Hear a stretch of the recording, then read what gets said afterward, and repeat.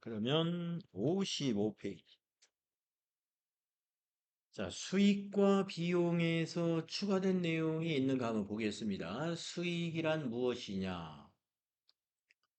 영업을 통해서 벌어들인 수익은 영업수익이고, 영업 외적으로 벌어들인 수익이 영업의 수익이죠.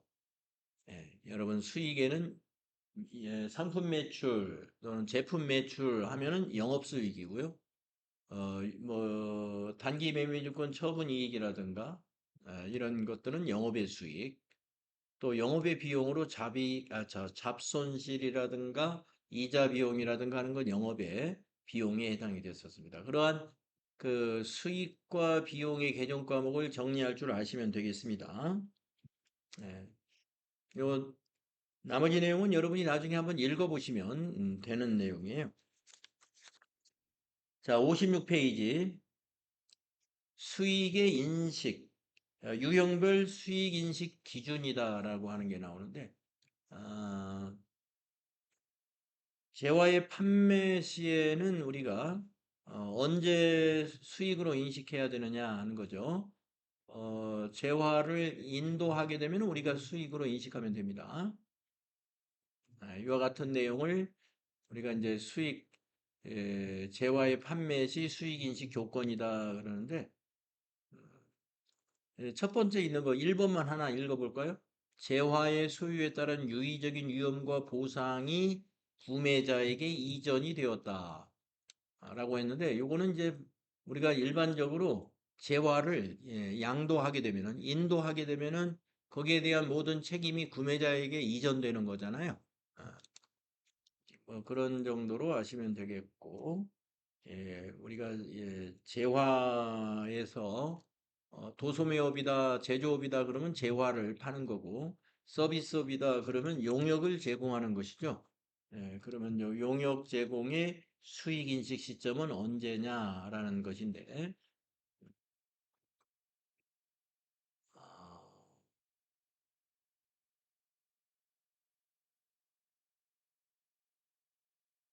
우리가 이제 용역 거래에서는 여기 이 내용 한번 볼까요? 총 예상 작업량 대비 실제 작업량의 비율로 수익을 인식할 수 있다. 우리가 이제 용역 사업의 대표적인 업종이 건설업이 여기에 있는데요. 건설업이 해당이 되는데요. 건설업 같은 경우는 가령 이제 도로 건설, 뭐 고속도로라든가 이런 도로 건설 같은 거 보면은 수년간에 걸쳐서 한단 말이에요. 예. 가령 평택, 원주간, 무슨 도로공사이다. 그러면 한 5년, 10년에 걸쳐서 하죠. 그러면 우리가 이 재화처럼 재화를 인도하는 시점에 수익을 인식하게 되면은 5년 만약에 공사 기간이 5년이다. 그러면 5년 내내 중간에 수익으로 인식하는 금액이 없다는 얘기잖아요. 그러면은 어떻게 되겠어요? 만약에 다른 사업은 안 하고 그 도로 건설 사업만 어느 한 건설업에서 하고 있다. 그러면 그 5년 안에는 매출액이 하나도 없을 거 아니에요. 근데 실제로 그런 게 아니죠. 매출액이 발생합니다. 왜 그러느냐? 이런 식으로 수익을 인식해요. 총 예상 작업량이 5년치에 해당이 된다라고 하면은 만약에 1년 차다 그러면 1년 동안 실제로 작업한 양을 가지고 그 비율로 그 공사 대금이 가령 5천억짜리 공사다라고 하면은 1천억은 이번 회계연도의 수익으로 인식한다는 거죠. 우리가 이제 어,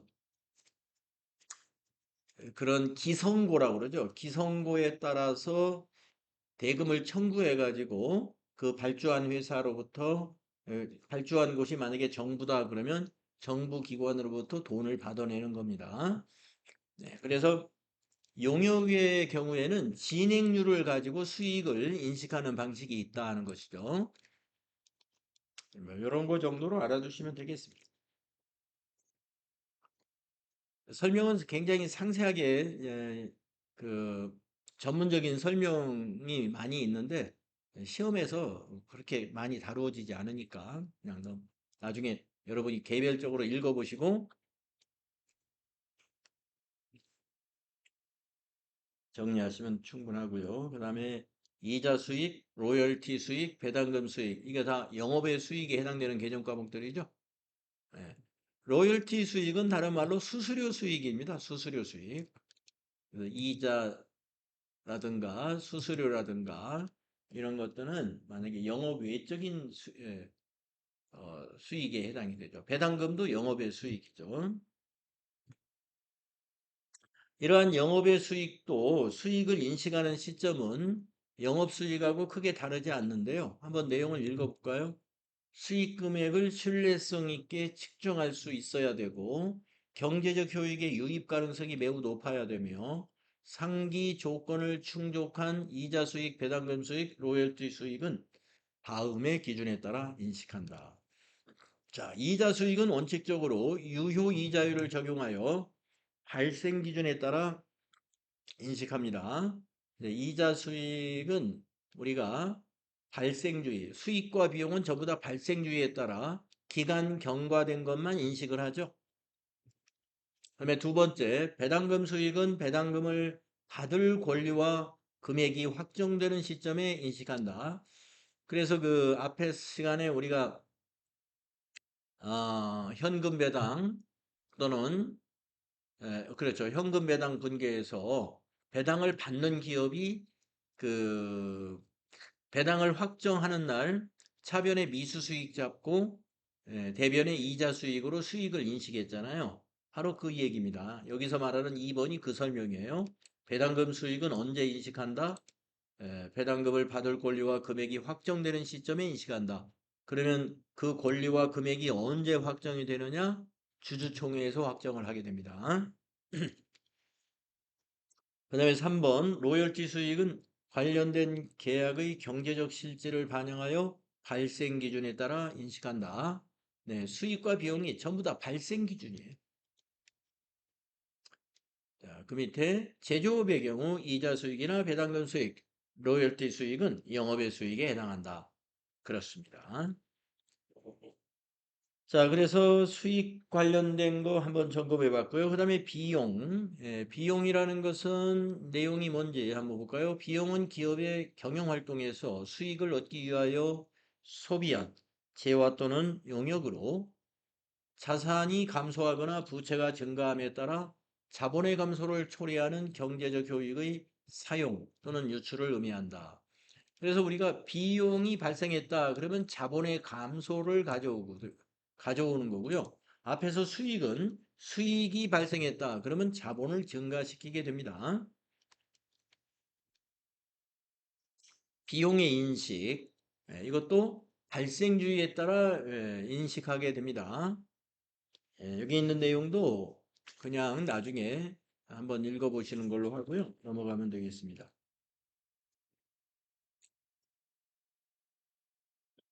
네, 그래서 수익과 비용의 구분은 수익은 영업수익과 영업의 수익으로 구분할 줄 알면 되고요. 비용은 매출원가, 판매관리비, 영업의 비용으로 구분할 줄 알면 됩니다.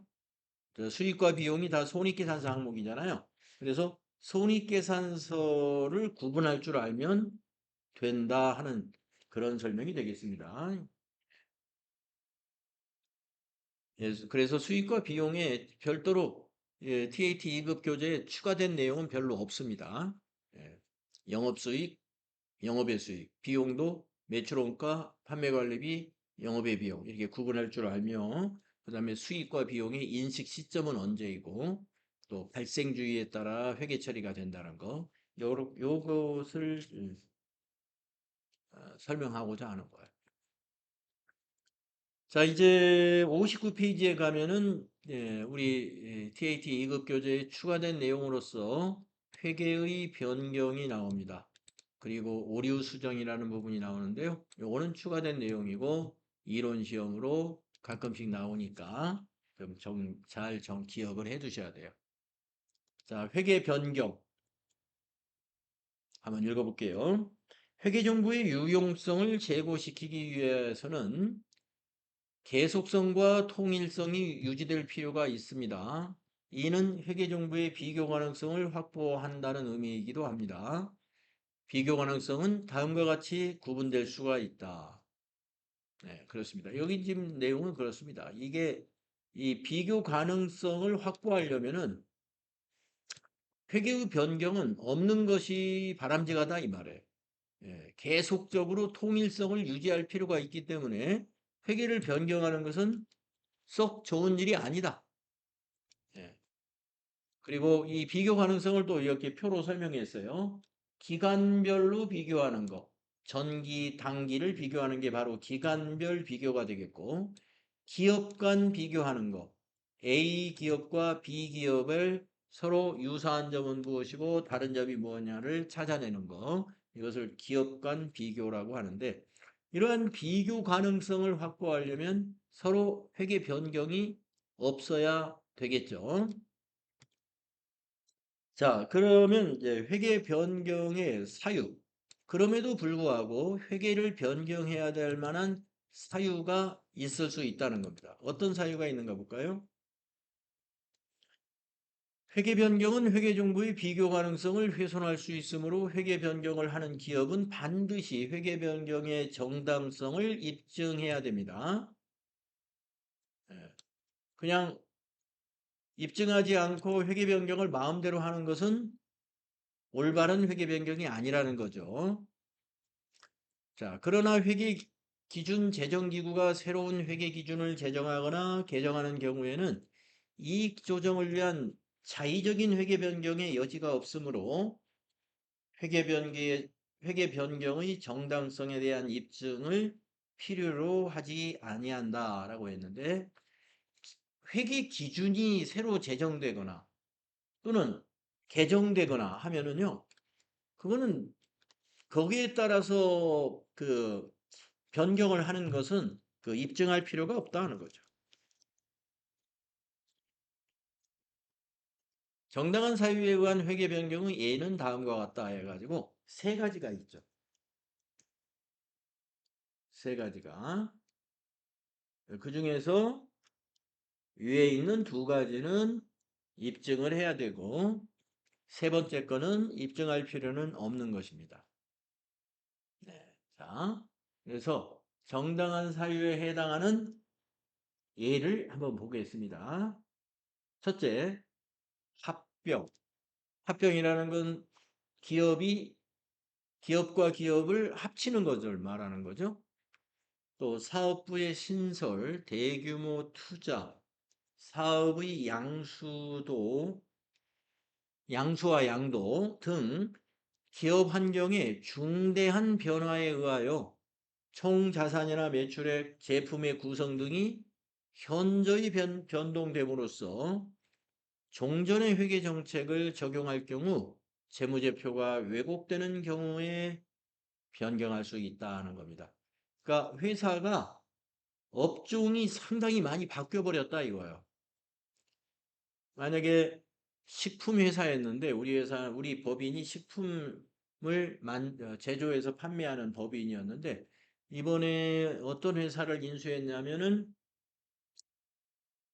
예, 조선업을 하나 인수했어요. 예, 조선업이 유망하다 그래가지고 예, 배를 만드는 그런 조선업을 하나 인수해가지고 합병을 했다 이거. 그러면 이 식품 제조업으로서만 있을 때의 기업의 환경하고 조선업이라고 하는 새로운 어, 그 기업 환경하고 상당히 많은 이질적인 서로 다른 기업이 하나 만들어진 거잖아요. 예, 그렇기 때문에 제품의 구성이라든가 매출액의 구성이 완전히 달라졌기 때문에 어떤 종전의 회계 정책만 가지고는 재무제표가 왜곡될 수가 있다. 그럴 때는 회계 변경을 할 수가 있다. 이건 정당한 사유가 될 수 있다는 거죠. 그 다음에 두 번째, 동종산업에 속한 대부분의 기업이 채택한 회계 정책 또는 추정 방법으로 변경함에 있어서 새로운 회계 정책 또는 추정 방법이 종전보다 더 합리적이라고 판단되는 경우다. 그러니까 동종산업에 속하는 대부분의 기업이 채택한 회계 정책을 우리도 그대로 따라갔다 이거예요. 그게 합리적이라고 판단해서. 그것은 우리가 동종업체하고 비슷하게 바꾸는 거니까 일반적으로 그건 합리적이라고 판단이 된다면 이것은 정당한 사유에 해당이 된다 이거예요. 네, 이 두 가지 어떤 의미인지 아시겠죠? 그 다음에 3번은 아까 나왔던 것입니다. 일반 기업회계 기준의 제정이나 개정 또는 기존의 일반 기업회계 기준에 대한 새로운 해석에 따라 회계 변경을 하는 경우이다. 이랬어요. 그래서 이 세 가지 경우는 정당한 회계 변경의 사유가 되고 마지막 세 번째는 사유를 입증하지 않아도 되는 경우에 해당합니다. 다음 그 밑에 단순히 세법의 규정을 따르기 위한 회계 변경은 정당한 회계 변경으로 보지 아니한다. 그 이유는 세무 보고의 목적과 재무 보고의 목적이 서로 달라 세법에 따른 회계 변경이 반드시 재무 회계의 정보의 유용성을 향상시키는 것은 아니기 때문이다. 네, 그래서 여러분 잘 기억하세요. 세법에 따르기 위해서 회계를 변경하는 것은 정당한 회계 변경이 아니다라는 걸 기억했어요. 세법하고 재무회계는 서로 목적이 다르기 때문에 그렇습니다. 우리가 세법에 따르겠다는 것은 세금을 정확히 납부하겠다는 의도가 있는 것이고요. 또 재무회계의 목적은 세금을 내려고 재무회계를 하는 건 아니에요. 기업의 재무 상태와 영업 성과를 제대로 보여주고 그것을 확인하기 위한 것이 재무회계잖아요. 그렇기 때문에 목적이 서로 다르다 이거예요. 세무보고와 재무보고는 목적이 서로 다르기 때문에 세법에 따른다고 해서 그것이 정당한 회계의 변경으로 볼 수는 없는 거다. 재무회계 입장에서는 그런 얘기입니다. 또한 이익 조정을 주된 목적으로 한 회계 변경은 정당한 회계 변경으로 보지 않는다. 그렇죠. 이익을 상향 조정을 하려고 회계를 변경한다던가 아니면 낮추려고 하향 조정하려고 회계를 변경하는 건 당연히 정당하지 않은 거죠. 네, 그래서 회계 변경의 사유의 정당한 사유 세 가지 기억하는 거 잘 알아두시고요. 다음 페이지로 넘어가면은 그러면 회계 변경의 유형은 어떤 유형들이 있느냐 내용을 보겠습니다. 회계를 변경하는 내용 그 유형은 크게 두 가지가 있는데요. 첫째, 정책을 변경하는 것 유형과 두 번째, 회계에는 여러 가지 추정치가 있거든요. 그 추정하는 방법을 변경하는 게 있어요. 이렇게 두 가지로 구분을 합니다.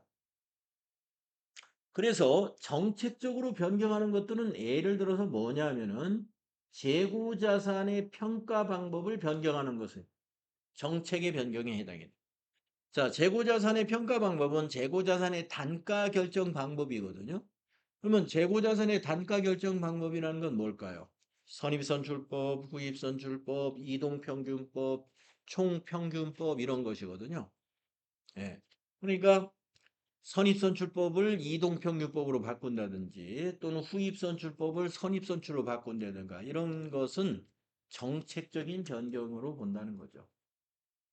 그 다음에 두 번째 사례, 정책의 변경의 사례에는 유가증권 취득단가 산정 방법을 변경하는 거예요. 자, 유가증권이라는 것은 주식이나 채권 등을 말하는데, 자, 이해하기 쉽게 주식이라고 볼까요?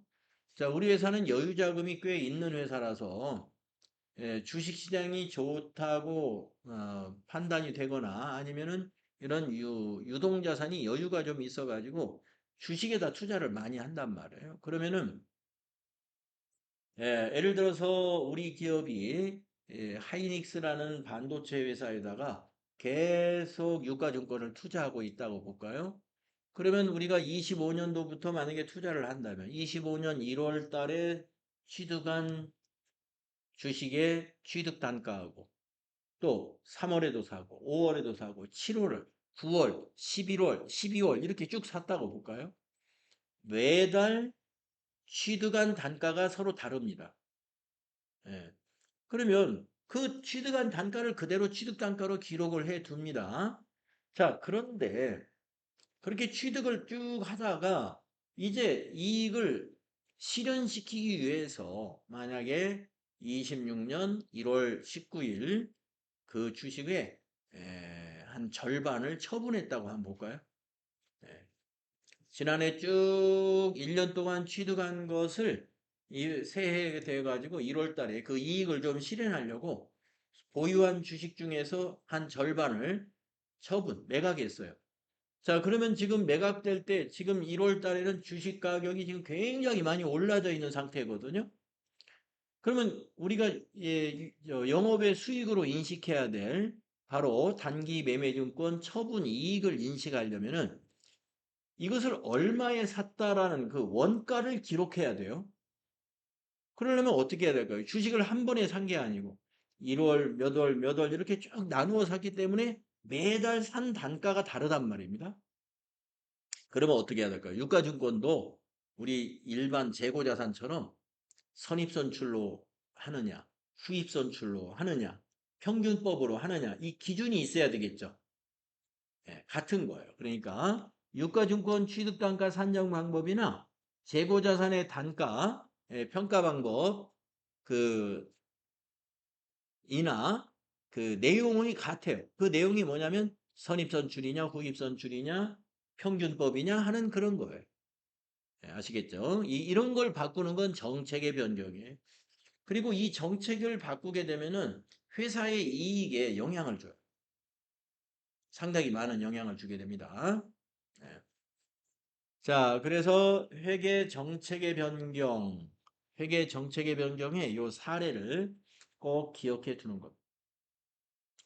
그리고 회계 처리를 할 때 우리가 이제 변경을 했으니까 전기에 했던 방식과 단기의 회계 처리 방식이 달라졌단 말이에요.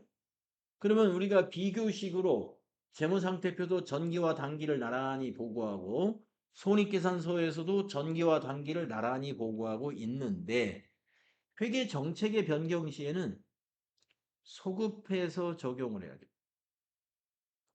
새로운 회계 정책을 소급 적용해야 된다라는 말은 뭐냐? 전기 거를 단기에 변경한 걸로 고쳐야 돼. 그러니까 일이 많아지겠죠? 정책의 변경은 변경된 새로운 회계 정책을 소급하여 적용한다. 나머지 내용 한번 읽어볼게요. 전기 또는 그 이전의 재무제표를 비교 목적으로 공시할 경우에는 소급 적용에 따른 수정사항을 반영하여 재작성한다. 그러니까 전기분 재무제표를 다시 만들어야 된다. 비교 재무제표상의 최초 회계기간 전에 회계기간에 대한 수정사항은 비교 재무제표상 최초 회계기간의 자산부채 및 자본의 기초금액에 반영을 한다. 또한 전기 또는 그 이전 기간과 관련된 기타 재무정보도 제작성한다. 그래서 이걸 기억하셔야 소급 적용해야 된다는 것을 기억하시면 됩니다. 여기 밑에 내용이 소급 적용에 대한 말을 설명하고 있는 정책의 변경은 소급 적용이다. 그러면 그 밑에 추정의 변경의 사례를 또 보겠습니다. 회계 변경에는 추정의 변경이라는 것이 있는데 그 사례를 보시게 되면은 대손 충당금 설정하는 거 있죠? 대손율이 1%다, 2%다 시험에서 그렇게 보통 나오잖아요. 그게 추정이에요. 1%로 추정한다, 2%로 추정한다 그러죠. 그 다음에 재고자산이 진부화되어 가지고 재고자산 평가 손실을 인식하잖아요. 예. 그걸 판단하는 거.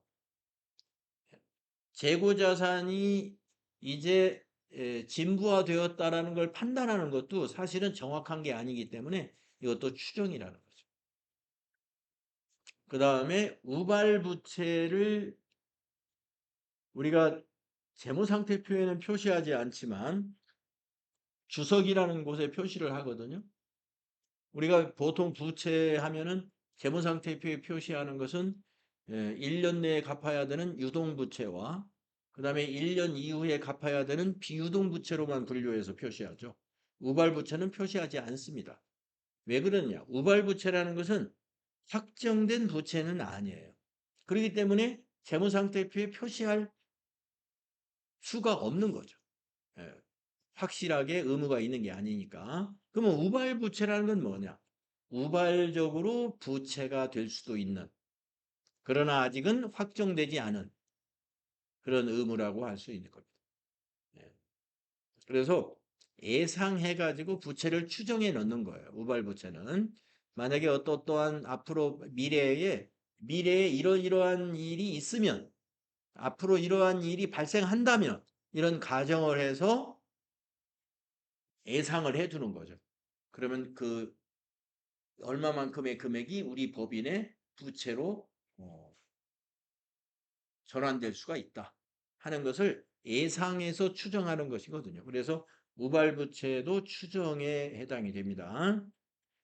그 다음에 감가상각과 관련되는 게 다 추정이라는 거죠. 내용연수. 우리가 감가상각할 때 내용연수를 정하잖아요. 예, 이것은 몇 년간 상각한다 하는 건데, 내용연수가 일반적으로 사용 가능한 기간인데 그 사용 가능한 기간이라는 것도 우리가 추정에 해당되는 겁니다. 그 다음에 감가상각하는 방법, 정액법이 합리적이다 해서 정액법으로 하고 있고, 아니면 정률법이 합리적이다 해서 정률법을 적용하는 경우도 있고 하는데, 그것도 어느 게 합리적인지는 추정하고 있는 거예요. 그래서 감가상각 방법, 정액법이다, 정률법이다, 뭐 연수합계법이다, 이런 것이 다 추정에 해당되는 것이다. 또 감가상각의 잔존금액이라는 거 있죠. 잔존금액은 내용연수가 경과된 후에 처분하면 받을 수 있는 금액을 우리가 잔존금액이라고 하는데, 그 처분하면 받을 수 있다 하는 거 추정이라는 거죠. 그래서 우리 회계에 그 표시하는 자산 부채 중에는 추정값이 상당히 많아요. 비용도 그렇고. 그래서 이 추정에 해당되는 사례를 여러분이 기억해 두시면, 정책에 변경되는 사례 요 두 가지 기억하시라고 그랬죠? 추정에 해당되는 사례는 좀 더 많죠?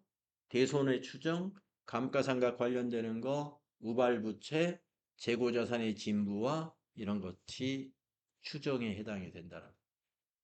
이론 문제에서 다루어지기 때문에 이렇게 이론적인 것을 기억을 해 두셔야 되고요. 그 다음에 추정의 변경은 아까 회계 처리를, 아까 그 정책의 변경에서는 전기 거를 소급해서 적용해야 된다고 그랬잖아요. 하지만 추정의 변경은 전기 거를 수정하지 않습니다. 그냥 전진적으로 처리한다. 전진적으로 처리한다는 말은 전기 거는 변경하지 않는다. 단기부터 그냥 변경한다. 내용을 보시면 회계 추정의 변경은 전진적으로 처리하여 그 효과를 단기와 단기 이후의 기간에만 반영하면 된다. 회계 변경의 속성상 그 효과를 회계 정책의 변경 효과와 회계 추정의 변경 효과로 구분하기 불가능한 경우에는 이를 회계 추정의 변경으로 본다. 그러니까 정책의 변경 효과냐 추정의 변경 효과냐를 판단하기가 애매한 것은 후자인 추정의 변경으로 본다. 여기까지 내용입니다. 그래서 회계 변경에 관해서 TAT 2급에서 이론으로 한 문제가 자주 나오니까요. 제가 강조해서 설명드린 내용 범위 내에서 출제가 됩니다. 다음은 회계 오류에 대해서 한번 알아보겠습니다. 회계 오류란 무엇이냐? 전기 또는 그 이전 기간의 재무제표를 작성할 때 발생하였던 오류가 단기에 발견되는 경우가 있다. 네, 이것이 오류다 이겁니다. 그러니까 단기 것을 단기에 발견했으면 단기 결산하기 전이니까 그냥 전표 수정하면 되잖아요. 그건 오류라고 말하지 않아요. 예. 단기 걸 단기에 발견했으면 물론 우리가 내부적으로는 오류지만 그게 이 외부에 공표하기 전에 발견을 했기 때문에 내부에서 그냥 전표 수정해서 수습이 되는 거죠. 자, 그런데 여기서 말하는 오류는 전기의 재무제표를 작성을 이미 했어요. 예, 결산이 끝났다는 거죠. 그런데 그 오류가 있었어. 그것이 단기에 발견이 됐다는 거예요. 여기서 다루는 오류는 그걸 말하는 거예요. 그래서 회계 오류는 계산상의 실수, 회계 기준의 잘못된 적용, 사실 판단의 잘못, 부정 또는 과실, 사실의 누락 등으로 인해서 발생하게 됩니다. 오류 수정은 전기 또는 그 이전의 재무제표에 발생된 회계적 오류를 단기에 발견하여 이를 수정하는 것을 말한다. 중대한 오류는 재무제표의 신뢰성을 심각하게 손상할 수 있는 매우 중요한 오류를 말한다. 오류 수정은 회계 추정의 변경과 구별이 되며 회계 추정의 변경은 추가적 정보를 입수함에 따라 기존의 추정치를 수정하는 것을 말한다. 예를 들면 우발부채로 인식했던 금액을 새로운 정보에 따라 보다 합리적으로 추정한 금액으로 수정하는 것은 오류 수정이 아니고 회계 추정을 변경하는 것이다. 회계 오류의 유형을 보면은요. 회계 오류의 유형에는 크게 당기 순이익에 영향을 미치지 않는 오류도 있고 당기 순이익에 영향을 미치는 오류로 구분을 합니다. 네. 그래서 당기 순이익에 영향을 미치지 않는 오류는 어떤 것이 있느냐? 당기 순이익에 영향을 미치지 않는 오류를 일명 계정분류 오류라고도 할 수 있어요. 네. 분류를 잘못했다. 예를 들어서 판매 관리비인데 영업의 비용으로 잘못했다든가 이런 것이 계정 분류 오류입니다. 또 자산에서도 이게 유동자산인데 비유동자산으로 잘못 표시했다든가 유동부채인데 비유동부채로 잘못 표시했다든가 이런 것은 우리가 당기순이익에 영향을 미치지 않는 계정 분류 오류라고 본다. 그래서 재무상태표 상호간의 오류, 손익계산서 상호간의 오류가 여기에 해당이 되고요. 또 어떤 오류는 당기순이익에 영향을 미치는 오류도 있어요. 당기순이익에. 그래서 이 당기순이익에 영향을 미치는 오류는 우리가 중대한 오류냐 중대하지 않은 오류냐에 따라서 수정하는 방법이 다릅니다. 왜냐하면 당기순이익에 영향을 미치면은요. 전기분의 당기순이익이 달라져서 가지고 단기에 이월된 2월 이익잉여금이 달라져야 되거든요. 예. 그렇기 때문에 여기 이제 사례로 설명하는 것이 사실 좀 설명은 제가 하겠습니다만은 좀 복잡스러워요. 예, 복잡한데 일단 설명을 들어보시고 여기서 결론은 이렇습니다. 이게 지금 중대하지 않은 회계의 오류라고 본다면 중대하지 않은 회계의 오류는 전기 오류 수정 이익 또는 전기 오류 수정 손실로 단기에 반영하는 것을 말해요. 단기에 영업의 수익이나 영업의 비용으로 봐버리는 거죠. 자, 사례로 들었으니까 한번 내용을 볼까요?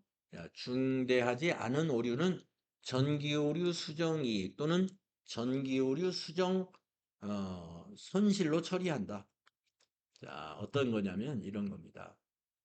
자, 어느 A라는 회사가 있는데 1차 년도 초에 3년의 내용 연수를 가진 유형 자산을 900원에 구입을 했어요. 그런데 이거를 유형 자산인데 전부 비용 처리를 했어요. 오류를 범했죠? 예. 이 오류를 2차 년도에 발견을 했습니다. 이것은 중대하지 않는 것으로 가정을 하고 고쳐보겠다는 거예요. 예. 그래서 이게 지금 오류를 한 거예요. 왼쪽은 지금 오류를 한 거고 원래는 이렇게 해야 되는 거예요. 그래서 900원짜리 유형자산을 구입했으니까 구입했을 때 차변에 유형자산, 즉 비품이라고 하면 비품, 대변에 현금 이렇게 구입했을 때 회계 처리하고 그 다음에 결산 때는 요 내용연수 3년 정액법이라고 그랬으니까 차변의 감가상각비 300원, 대변의 감가상각 누계액 300원. 이게 이제 결산 수령분계죠. 그래서 이 자산에 따른 비용이 300원만 발생을 해야 되는데 자, 왼쪽은 잘못한 경우예요. 수선비로 900원을 다 비용 처리해 버렸어요. 그러면 이제 600원만큼 전기의 이익이 과소 표시됐겠죠.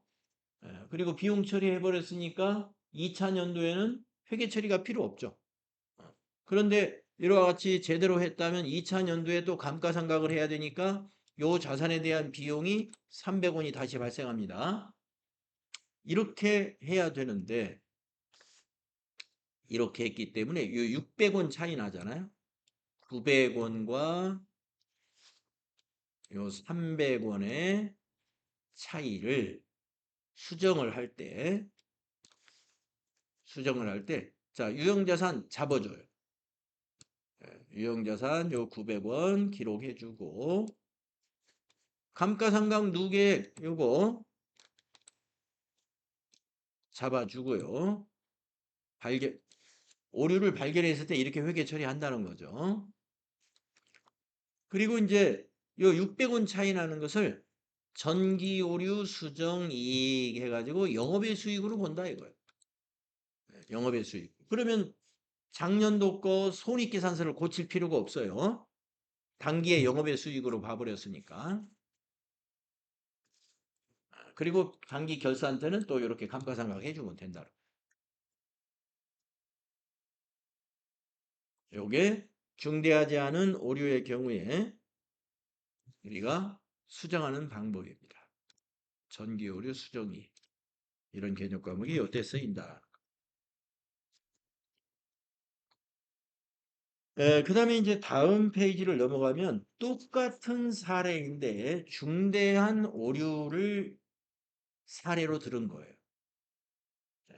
똑같은 사례. 아까 그것과 똑같은 사례인데 고치는 방법만 요건 알아두세요.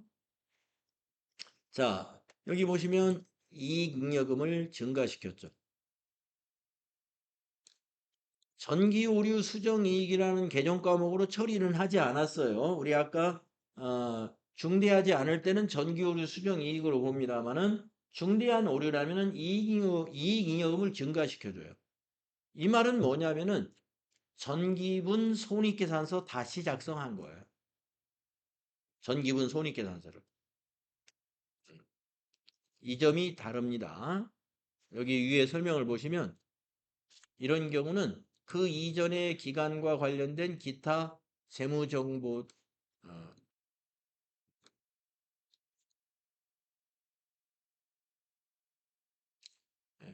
그 이전의 기간과 관련된 기타 재무정보 재작성한다. 즉 손익계산서 다시 작성한다 이거예요. 그래서 전기의 손익계산서를 다시 작성하게 되면은 단기의 이익잉여금이 증가되겠죠. 600원만큼. 그래서 이익잉여금을 증가시키는 회계 처리를 해주는 거예요. 아까는 그냥 전기 오류 수정 이익만 영업의 수익으로 봤지만 이번에는 자본의 증가로 본다 이거예요. 중대한 오류의 경우에 이것만 기억하시면 되겠습니다. 그래서 오류 수정에 대해서는 그다지 시험에 그렇게 기출문제로 별로 나온 적은 없습니다만은 나중에 문제 풀 때 또 혹시 이 문제가 나오면 그때 다시 한번 짚어드릴게요. 너무 복잡하니까 이렇게 하고 넘어가도록 하고 다음 63페이지 내부 통제 제도. 우리가 앞에서 FAT 1급 교재에서 기출문제를 풀다 보니까 내부 통제 제도의 목적에 대한 문제가 갑자기 한 문제 나왔었잖아요. 기억나실까요? 예. 이 내부 통제 제도에 대해서 과거에는 문제가 한 문제씩 꼭 나왔었는데요. 이론이 15문제에서 10문제로 조정되고 나서부터는 이 문제가 사라졌는데 다시 출제를 하는 할 수도 있기 때문에 몇 가지 꼭 알아야 될 것이 있습니다. 내부 통제 제도의 목적 세 가지는 꼭 알아두실 필요가 있습니다. 자, 내부 통제란 무엇인가? 여기 한번 볼까요? 내부 통제 제도는 다음의 세 가지 목적을 달성하기 위해서 회사의 이사회, 경영진 및 기타 구성원에 의해서 지속적으로 실행하는 일련의 과정이다. 그러니까 기업이 이거를 달성하기 위해서 지속적으로 활동하는 것이 내부 통제라는 거예요. 자, 이것이 뭐냐? 첫째, 기업 운영을 효율적으로 하고 효과적으로 기업을 운영하는 것이다 이거예요. 기업을 효율적으로 운영하는 것이 이 내부 통제의 목적이라는 거죠. 그 내용을 보면은 이렇습니다. 회사가 업무를 수행함에 있어서 자원을 효과적으로 효율적으로 사용하고 있어야 되겠다 하는 내용이죠. 두 번째, 재무정보의 신뢰성 확보입니다. 재무정보라는 게 바로 회계 처리를 말하는 거죠. 네.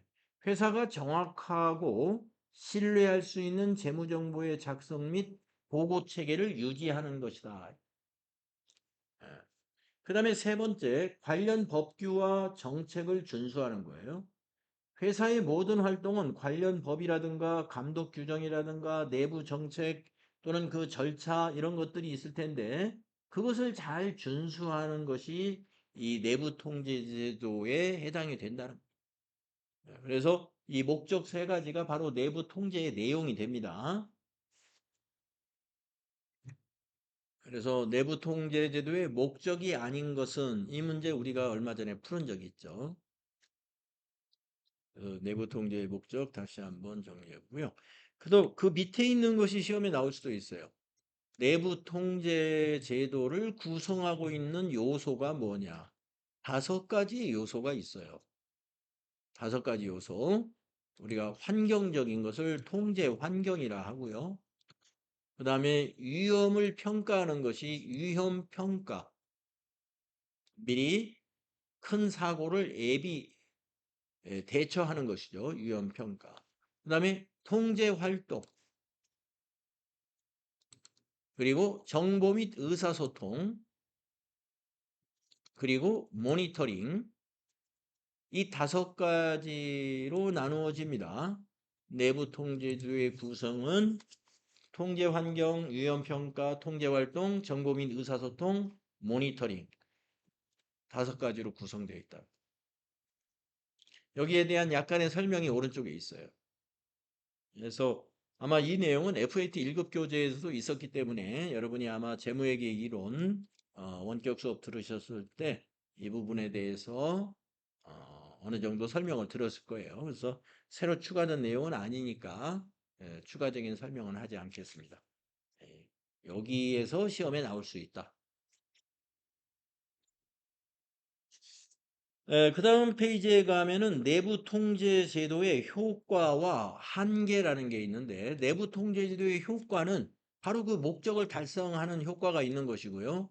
한계에 대해서 잠깐 말씀드리면 한계는 인정을 해야 된다는 것입니다. 내부 통제 제도가 잘 준비되어 있는 기업이라 해서 아무런 사고와 사건이 없는 것이냐? 그렇지 않습니다. 그래서 여기 내용을 보시면 이게 한계를 설명하는 내용이거든요. 그러나 아무리 잘 설계된 내부 통제 제도라고 할지라도 제도를 운영하는 과정에서 발생하는 집행 위험을 피할 수가 없다. 즉, 최상의 자질과 경험을 지닌 사람도 부주의, 피로, 판단착오 등에 노출되어 있으며 내부 통제 제도도 이러한 사람들에 의해 운영이 되므로 내부 통제 제도가 모든 위험을 완벽하게 통제할 수는 없다. 모든 위험을 완벽하게 통제할 수는 없다. 이걸 이제 한계라고 하는 거죠. 그리고 이제 밑에 내부 회계관리 제도를 또 설명을 했는데요. 내부 통제라는 것은 회계를 포함해서 생산, 영업, 총무, 인사, 마케팅, 구매, 모든 회사의 기능을 다 내부 통제하는 거고 그중에 회계만 떼어서 설명하자면 내부 회계관리제도라고 말할 수가 있어요. 예, 그래서 여러분이 지금 배우고 있는 게 회계이기 때문에 내부 회계관리제도의 두 가지 큰 활동을 보면요. 회계에서도 자산부채 자본에 대한 그 표시를 하고 있지 않습니까? 예, 그렇기 때문에 거기에 대한 책임이 있어야 되겠죠. 그래서 자산 보호와 관련된 통제의 책임을 가져야 돼요. 예, 그래서 보호와 관련된 통제를 하는 것은 재무제표에 중요한 영향을 미칠 수 있는 승인되지 않은 자산의 취득이나 사용, 처분을 예방하고 적시에 적발할 수 있는 체계를 의미하는 것입니다. 그래서 우리가 회계 그 장부에는 말이죠. 비품이라든가 차량 운반구라든가 건물 여러 가지 자산들을 표시하고 있고요. 또 재고 자산도 표시하고 있습니다. 그런 것을 표시한다는 것은 한 번씩 실제로 장부상의 수량과 실제 실물과의 차이가 없는지 발견을 해내야 된다 이거죠.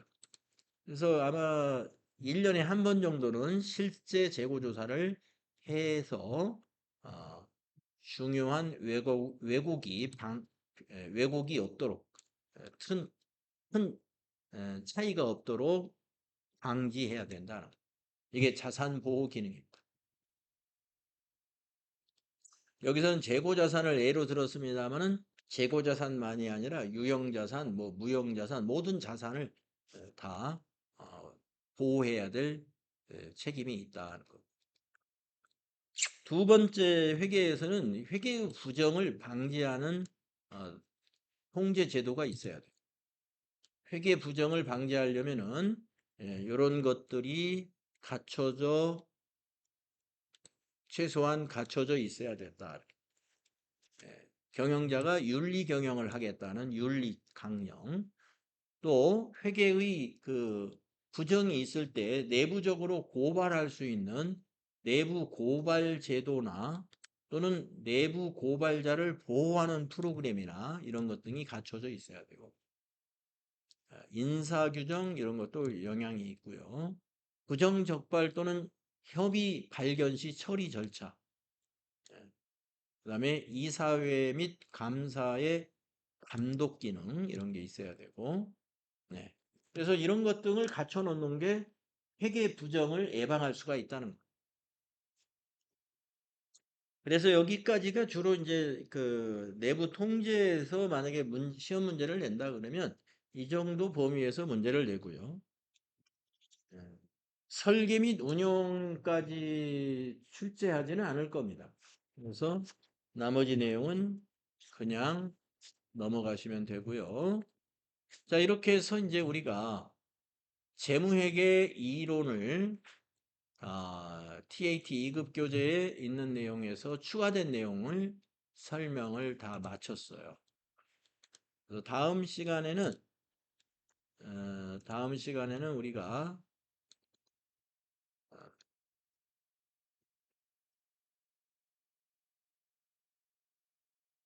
부가가치세 이론에 추가된 내용을 한번 찾아보도록 그렇게 하겠습니다.